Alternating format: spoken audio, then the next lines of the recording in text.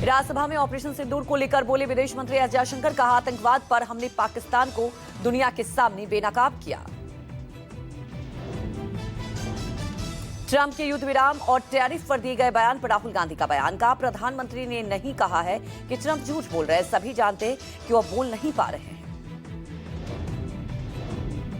राहुल गांधी ने कहा कि हकीकत है, अगर पीएम मोदी बोलेंगे तो डोनाल्ड ट्रंप खुलकर बातें कहेंगे और पूरा सच सामने रखेंगे, इसलिए पीएम मोदी बोल नहीं पा रहे हैं। कांग्रेस सांसद प्रियंका गांधी वाड्रा ने कहा, प्रधानमंत्री मोदी और विदेश मंत्री ने गोलमोल बात कही। उन्हें सीधा कहना चाहिए कि अमेरिका के राष्ट्रपति डोनाल्ड ट्रंप झूठ बोल रहे हैं। मल्लिकार्जुन खड़गे की प्रतिक्रिया। कहा, मैंने संसद में कल ही कहा था कि मेरा भाषण समाप्त होने तक ट्रंप का संघर्ष विराम वाला दावा 30 दफा हो जाएगा। एसआईआर को लेकर विपक्ष का संसद में प्रदर्शन। संसद के बाहर पोस्टर लेकर पहुंचे विपक्षी सांसद सोनिया और प्रियंका गांधी भी मौजूद रहे।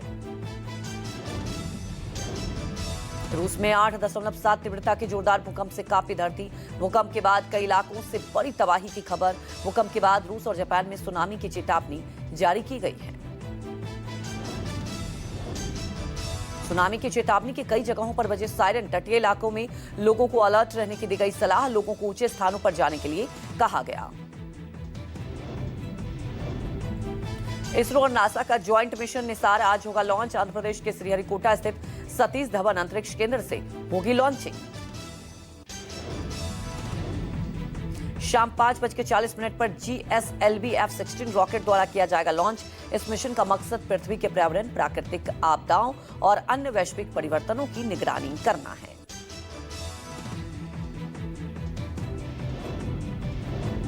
जम्मू कश्मीर के गांदरबल में हुआ बड़ा हादसा। ITBP के जवानों की बस नदी में गिरी। राहत और बचाव का कार्य जारी है। घटना में गायब सैनिकों की तलाश की जा रही है।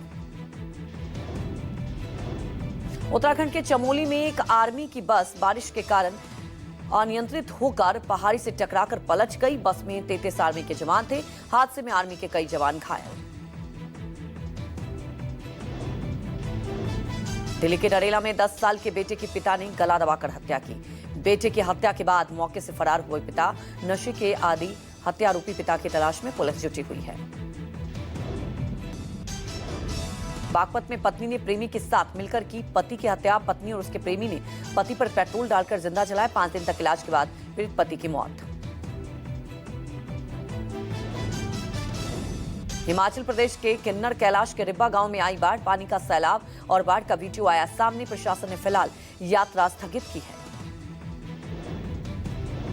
हिमाचल प्रदेश के कुल्लू मनाली की ब्यास नदी का जलस्तर बढ़ गया। लोगों से अपील की है प्रशासन ने कि नदी से दूर ही रहे। मौसम विभाग ने चंबा, कांगड़ा, कुल्लू और मंडी जिले में जारी किया है बारिश का ऑरेंज अलर्ट।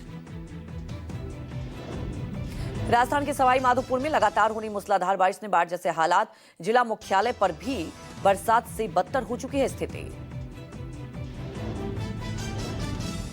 चीन की राजधानी बीजिंग में कई दिनों से भारी बारिश के बाद बाढ़ से अब तक 30 लोगों की मौत है। 80,000 से अधिक लोगों को सुरक्षित स्थानों पर पहुंचाया गया।